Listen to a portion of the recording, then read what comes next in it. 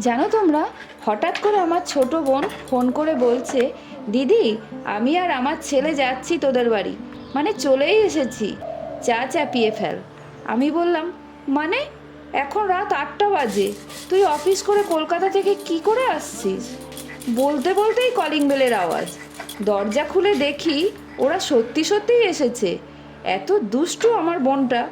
বলছে, দেখ তো আর কে এসেছে আমাদের সাথে। দেখি পাশে মা লুকিয়েছিল।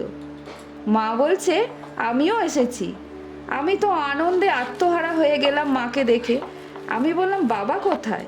বাবাকে নিয়ে আসনি? মা বলল, না রে মা, একদিনের জন্য এসেছি একটা বিশেষ কাজে।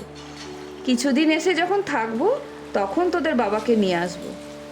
বাবাকে ওই পাশেই আমার মেজ বোনের বাড়ি, ওখানে রেখে এসেছিল।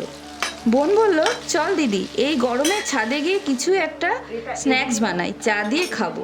আমি বললাম, যাবি? চল তাহলে। চললাম সবাই মিলে আমার রান্নাবাটির সব সরঞ্জাম নিয়ে। তারপর খুব মজা করে স্ন্যাক্স বানিয়ে চা দিয়ে খেলাম। গল্প করতে করতে রাত কাটলো। পরের দিন মা বলল, আজ চলে যাব। আমরা খুব জোর করে মাকে আটকালাম। আর একদিন পেলাম প্রাণ ভরে আনন্দ গল্প করার জন্য।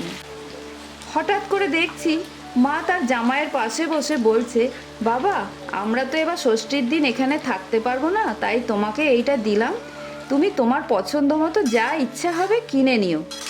আমি একদম কেনার মতো সময় পাইনি। ও বলছে, আরে না, এতগুলো বছর হয়ে গেল, আর এইসবের কি দরকার, আপনাদের আশীর্বাদটাই আমার অনেক প্রয়োজন। মা বলল, আমাদেরও তো ইচ্ছা হয়। আর আমাকে বলল, শোন, বাবা বলে দিয়েছে যা যা ও খেতে ভালোবাসে সব রান্না করে দিবি, এই নে রাখ। দেখলাম আমার হাতেও টাকা গুঁজে দিল। আমি বললাম, তোমরা কি সবটা ওর জন্যই এনেছো? তাহলে আমি কিছু না তোমাদের কাছে? মা বলল, তুই তো আমার মা, তোর জন্যই তো সব। চল, যে রান্নাটা তুই খেতে ভালোবাসিস সেটা রান্না করে তোকে খাওয়াবো, তারপর বাড়ি যাব। আমি বললাম, তুমি একা কেন, আমরা দুজনা মিলেই রান্না করি। দেখেছো, গল্প করতে করতে তোমাদের আমার ভালোবাসাই জানানো হয়নি। অনেক ভালোবাসা নিও তোমরা। আশা করি আমার এত প্রিয় রান্নাটা তোমাদেরও ভালো লেগেছে। অনেক ভালো থেকো। ধন্যবাদ। খুব ভালো হয়েছে।